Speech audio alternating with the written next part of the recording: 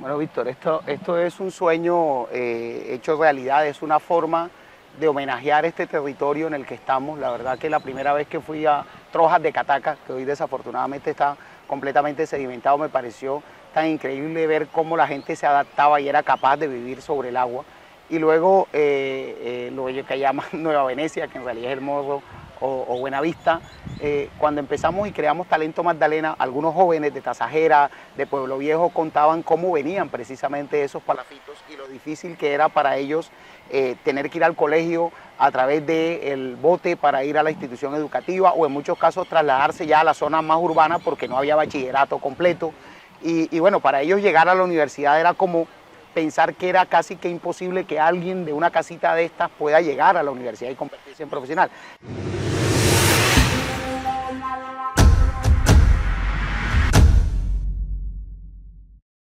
Y yo le dije al profesor Juan Carlos Vicerector, oiga, ¿por qué no hacemos un palafito ahí en el lago? Entonces, habíamos terminado recientemente un proyecto de arqueología en la zona de Tasajera y habíamos conocido a algunos constructores que participaron en el proyecto y entonces la idea loca se fue convirtiendo en realidad y el lío es que los trajimos y a los 10 días ya estaba eso montado ahí, pero en paralelo también le había dicho, ¿por qué no hacemos en la zona del bosque una cancurva, que es un aula tradicional donde se forman los mamos, para que los estudiantes indígenas tengan su espacio, para que vengan los mamos, y bueno, ahí está, próximamente la vamos a inaugurar. Entonces para mí esto representa un homenaje al territorio, a ese saber ancestral que yo llamo ingeniería ancestral. Es curiosísimo cómo los constructores que le hicieron luego dicen que a partir de ese día todo el mundo los está llamando ingenieros, ingenieros, ingenieros, y pues para mí es como poner a hablar ambos mundos. Yo soy ingeniero civil y yo veo esa estructura y pienso en las cargas que soporta, en los esfuerzos que hay, en cómo el viento la golpea, cómo el agua puede transitar libremente bajo sus pilotes. Y ellos, sin todo ese conocimiento que me tomó a mí años aprender, simplemente aprendiendo del legado de sus abuelos, de sus ancestros, son capaces de hacer una obra de ingeniería que además, me explicaban ellos, está pintada en colores luego de la desastrosa masacre que sufrió Nueva Venecia, donde fueron desplazados, donde la muerte llegó en canoa, como dice un texto de una investigación que hizo en la universidad, y luego como reacción, como respuesta ante la muerte fue la vida, es decir, pintemos nuestras casas de colores y de alegría. Y entonces para mí tener ese espectáculo ahí, alumbrando el lago en las noches, para que aquellos que vienen a la Universidad del Magdalena y nunca han podido ir al territorio que hace sentir orgulloso al Magdalena, pues tengan un pedacito de ese territorio aquí mismo. Y pues para mí representa eso, los sueños de todos aquellos que a pesar de no tener lo que llamamos riqueza material, son ricos en alegría, en disposición. Quienes viven en la ciénaga de estos palafitos tienen piscina propia, pueden tirarse desde la sala, nada y entran por la cocina. Tienen la creatividad suficiente para inventarse un bongoducto para traer el agua dulce y a pesar de la adversidad, pues en la tarde se ponen su merágala para ir al baile a la caseta, para ir a visitarse, para compartir, para construir en armonía con la naturaleza. Entonces creo que es un mensaje muy fuerte para nuestros investigadores, para todos, recordándonos que la riqueza de este territorio está precisamente en eso. Una imagen, uno lo ve y le dicen palafitos y es como si uno entrara en un túnel y queda ávido de que le digan más. Pues lo has aplicado en esta universidad en varias cosas, ahora lo estás aplicando para la ciudad también, pero ese lenguaje visual que hace que se corra para allá, que la gente salga corriendo por allá con la necesidad, está creando una expectativa de, bueno, cuéntame más. Claro que sí, tú sabes, estamos en hoy decíamos, estamos en la sesión del Comité de Universidad, Empresa, Estado, y decía Alejandro, el presidente, decía, en la universidad, que caminó a la universidad y se sorprendió al ver eso ahí, y dijo, cada vez que vengo veo una cosa nueva, y en la universidad no dicen que van a hacer cosas, en la universidad pasan cosas. Entonces, ese mensaje, y es también parte de lo que estamos haciendo con el mural, la gente está pasando y está viendo todos los días que el mural se va completando, y dice, ¿y eso qué pasó? Entonces, donde está una pared blanca, hoy hay un mural de la ciudad que hace homenaje al territorio, donde estaba solamente el lago está este palafito, donde estaba un espacio que estaba a sol, hoy son aulas de innovación, precisamente aulas abiertas 3.0 que tienen energía solar de este sistema, pero además tienen su cubierta y cada vez son de mayor capacidad. Entonces ya no vamos a estar encerrando a los estudiantes en un salón de clases, sino al contrario, vamos a sacarlos al campus. Y entonces los estudiantes todos los días, sucede como en Macondo cuando llegaron los gitanos y los nuevos inventos, que José Arcadio hubiese querido tener la máquina, inventar la máquina de la memoria para recordarlos todos. Entonces es casi como un suceder cosas para que también nos demos cuenta que somos capaces de hacer mucho con poco, que los recursos siempre van a faltar, pero cuando hay voluntad, creatividad, ganas de hacer las cosas se vuelven posibles.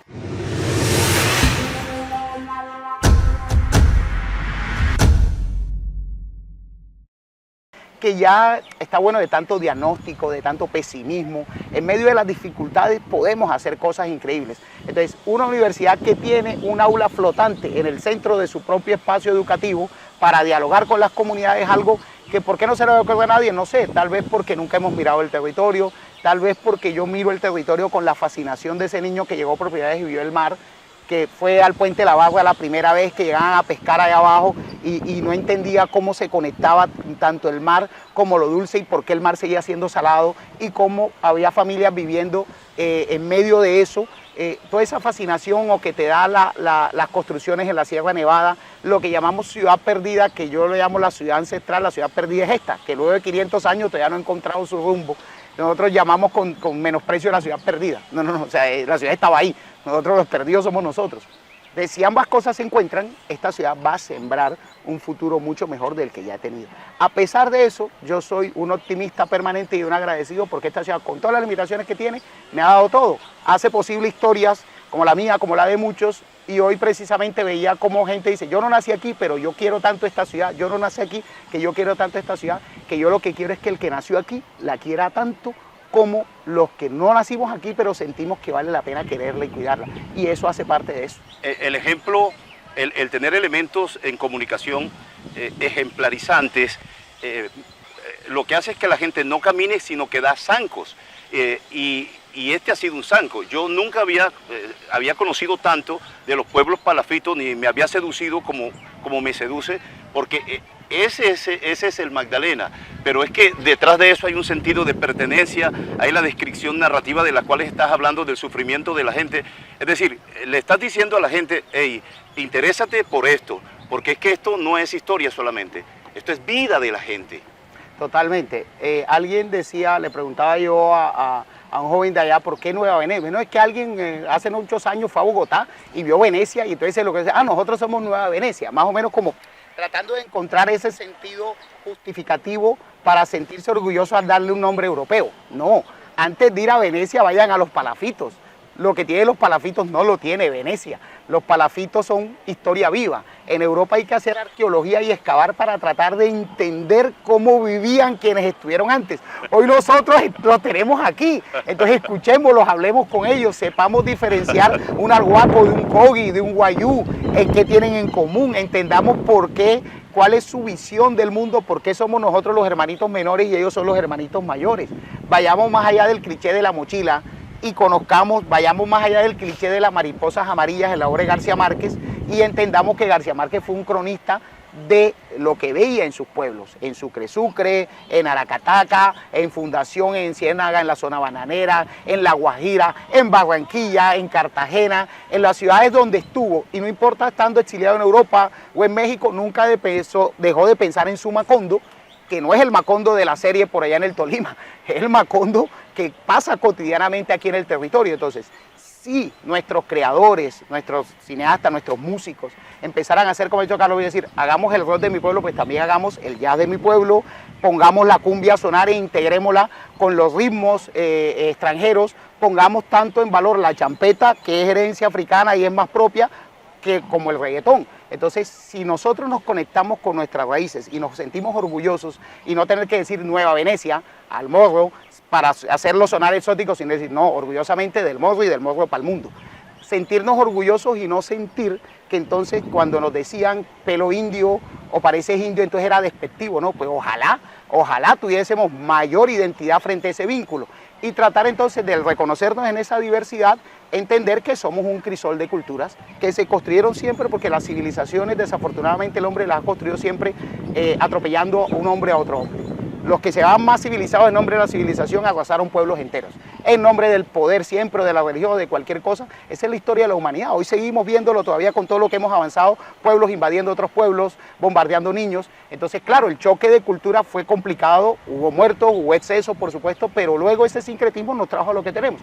Y lo que tenemos es sentirnos orgullosos, de nuestra herencia, de nuestros antepasados, de nuestros saberes ancestrales en la ingeniería, en la ciencia, en el conocimiento, porque también teníamos conocimiento, ciencia, urbanismo, no como el europeo, teníamos nuestras propias dinámicas. Luego llega Europa, con todo, con sus luces, sus sombras, sus grises, sus colores, y también nos trae instituciones como la universidad. La universidad es un invento europeo en Occidente, es decir, nosotros no teníamos universidades.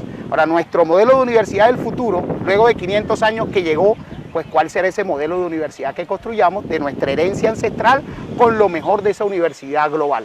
Hoy en el mundo cualquiera quisiera venir a llegar a un salón de clase, a llegar dentro de una universidad con los laboratorios de punta, con la infraestructura más significativa, a llegar a algo que puede tener perfectamente 300, 400, 500 años de tradición, porque resulta que quienes colonizaron primero las ciénagas, los ríos como puntos de abastecimiento, pues encontraron que esta era la forma más inteligente de adaptarse a ese contexto. Si eso lo hacemos, entonces nuestros ingenieros civiles van a ser los mejores ingenieros del mundo porque entendieron cosas que en Europa pasaron hace miles de años y que se perdieron. Aquí no, aquí siguen estando. Que nuestros médicos sean capaces de armonizar ese saber tradicional del famoso ron compuesto. ¿Qué tenía el ron compuesto que servía para cualquier torcedura, dobladura, picadura, cualquier cosa que hubiese? No sé, pero era efectivo para todo. Si nosotros somos capaces de integrar eso, nuestros médicos serán únicos. Si nuestros psicólogos, como Moisés, que es el primer arhuaco psicólogo, integra los saberes del desarrollo que tiene su visión tradicional con el cuidado que tiene la psicología occidental, será el mejor psicólogo que puedas encontrar porque combinará lo mejor de varios mundos. Entonces ese encuentro de culturas, de civilizaciones, de miradas distintas, tienen que encontrarse en, como decía Cayetano, el sabio Cayetano, que en paz descanse, seguramente nos contemplará desde el mundo espiritual, el universo intercultural, el espacio de diálogo de saberes en igualdad de condiciones. Ni eres más, ni soy menos, simplemente pensamos distinto, pero podemos encontrarnos en un lugar concreto del pensamiento y luego del espacio. Entonces este es un punto para encontrar el pensamiento en el espacio. La cancura será otro punto físico para encontrar ambas cosas. Algún mamo alguna vez me decía, ustedes siempre necesitan representar físicamente las cosas, por eso le dan nombre a todo y por eso construyen cosas. Nosotros entendemos todo en el plano de las ideas y de lo espiritual. Entonces, hombre occidental quiere casa más grande, luego casa más grande, necesita más energía, más agua, luego no le alcanza el dinero y luego se le va a los hijos y se siente solo en la casa grande. Sí. En cambio nosotros la ciudad, el sol es igual para todos, el árbol es grande y no da sombra, nunca nos sentimos solos porque estamos conectados con todo. Entonces, esas conexiones y ese poder tiene un potencial enorme. Mire, ver esos jóvenes ahí haciendo su aventura, ¿cuántos se van a caer? No sé, algunos, pero muchos caen, ¿no? Nunca han ido y están con su bate de laboratorio y mi idea es, hey, luego se les ocurre, voy a tomar una muestra y voy a analizarla y voy a desarrollar algo para mejorar la calidad de esa agua. Y luego eso que nace aquí puede trasladarse allá a las comunidades y entonces resulta que las soluciones a nuestro territorio está saliendo no del laboratorio, sino del territorio. El desconocimiento que podría considerarse una especie de analfabetismo sobre cosas como las que está narrando, pueden ir en paralelo con el niño que te inspira, es decir, logras tener, pues, de donde tú estás sacando fuerza, que uno se pregunta, bueno, pero ¿de dónde sacas tantas cosas? Tú vienes y te bajas a una etapa de niño, te inspiras allá, trae todos esos aromas y lo pones en un escenario totalmente diferente, pero lo conviertes en realidad. ¿Cree que esa combinación que estás haciendo de sentimiento con inteligencia, con estrategia, con historias como esta, puede ayudarnos en una ciudad que es analfabeta de su historia?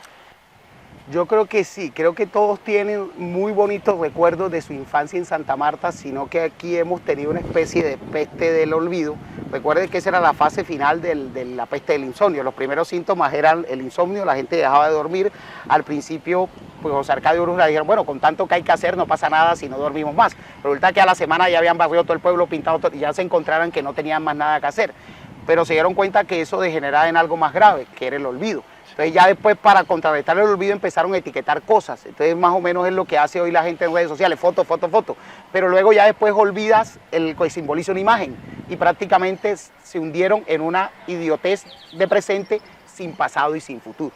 aquí pareciera que pasara a veces lo mismo. Entonces, yo recuerdo cosas de niño que me marcaron mucho, a pesar de que no soy muy mayor, pero que resulta que son parte de los recuerdos de tal vez de adolescente, de gente que es un poco mayor que yo, pero a su vez eran los recuerdos de niño de otro y de otro, y no sé en qué parte del camino eso se olvidó. Entonces, yo cada vez que recuerdo otra vez añoro, y alguna vez polemicé, me acuerdo con alguien, cuando la famosa frase de todo tiempo pasado fue mejor.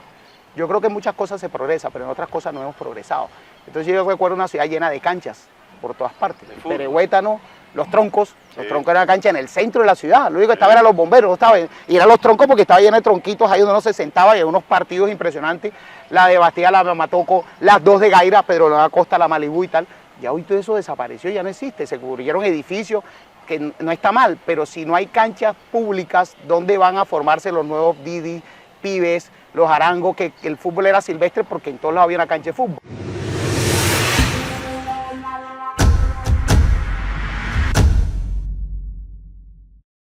Yo recuerdo jugar fútbol en una calle con 2 piedras hasta que el sol se vaya y el último gol gana, y los juegos de calle y todas esas cosas pasaban, pero parece que en un momento las olvidamos. Entonces, parte de la nostalgia del pasado no es quedarse en el pasado, es decir, ¿qué de ese pasado podemos traer al presente nuevamente para aprovechar lo que hoy existe y poder conectarnos con lo que fuimos? Porque recordemos una cosa, el presente era el futuro de quienes estuvieron antes. Entonces, siempre estamos viviendo en el pasado. En realidad, esto que estamos viendo es el sueño, en muchos casos, o la inacción de quienes estuvieron antes que nosotros. Entonces, ahí, como decía el gran Danilo también, ¿cuál es nuestro legado? Y estamos preparándonos para ser el ancestro que seremos. Seremos el ancestro del que nuestros descendientes se sientan orgullosos. Cuando miren hacia atrás, la generación que llega a los 600 años de Santa Marta diga, esta gente que estuvo allá cuando los 500 años, qué desastre, no nos dejó nada resuelto, siguen los mismos problemas, estamos en la misma situación, no hay forma de recordar porque ya nadie se acuerda ni que era la Unión Magdalena, ni que era nada, porque es que arrasaron con todo, porque no hay una segunda oportunidad para la ciudad. Claro que la hay, y esta ciudad se ha hecho y se deshecho a lo largo de la historia. Se incendió varias veces, los piratas la saquearon, hubo un temblor que devastó el 90% de la infraestructura, pero volvió y se levantó ante la adversidad. Entonces, siento que es una ciudad resiliente, pero a veces es una ciudad conformista, es una ciudad que olvida lo grande que ha sido, y cuando olvidamos la grandeza que tuvimos, nos quedamos con el yo tuve, de siempre el venido a menos, y no pensar que hay un ciclo, hay cosas que se ganan, otras se pierden, pero uno siempre puede sobreponerse a la adversidad. La pregunta, yo creo que cuando conectemos otra vez con todos los recuerdos bonitos de niños que teníamos de la ciudad, de la primera vez que nadamos, yo recuerdo en la bahía uno iba a bajar a la boya y bajaba por la cadena de la boya a tratar de tocar el muerto que estaba abajo, y el mar se veía, el fondo del mar se veía. La bahía hoy, las condiciones de la bahía no son lo que eran antes. Yo hice parte de la época cuando llegó la Draga China y volvió a ser playa, porque en el Club Santa Marta de la primera la buceta el mar inclusive rompía, que prácticamente. Yo vi el camellón hacerlo y deshacerlo 10 veces cada alcalde de cambio, porque era como que la única obra que hacían, y yo me preguntaba, pero no hay otra cosa que hacer en Santa Marta. Pero también vi las brigadas cívico-militares de Edgardo Vives con que pavimentaron toda Gaira. Sí. Y hicieron algo inteligente, primero metieron el alcantarillado y luego pavimentaron, no al revés, como han hecho aquí en la avenida del ferrocarril una y otra vez, que la rompen para luego meter. Entonces, eso era positivo. Me acuerdo una campaña de Gaira, se llama Gaira de Ensamario, y fue una Gaira, y Gaira estaba muy bonita, todo el mundo pintó sus casas y los mangos, y todo el mundo, nadie le negaba un mango a nadie, y toda la gente de Santa Marta se iba a buscar mangos, y por eso era Gaira la dulce, y por eso al gairero decían gairero mariposeado, porque así le dice al mango que picotea el pájaro. Claro. Y entonces todo eso estaba, ¿y por qué lo dejamos perder? ¿Qué nos faltó? Entonces, pero ahora, hoy tenemos una universidad con conocimiento, con capacidad, pues recuperemos eso y traigámoslo a este tiempo para que nuestros descendientes se sientan orgullosos de que en un momento se perdió el camino, pero lo pudimos retomar. ¿Con qué? Con pequeñas acciones, con todo lo que podemos hacer cualquiera. Pablo Vera, esta es la primera parte de esta historia, la segunda la vamos a contar en un siguiente informe, pero ¿qué se siente estar dentro de un palafito, de una cabaña o de una casa o de una estructura? Si no sabe el nombre, pues aquí lo va a usted a conocer. En la siguiente emisión de esta producción, usted podrá darse cuenta qué se vive allá adentro, cómo se siente la gente que se sienta allí para vivir la vida en medio de esto que es un paraíso.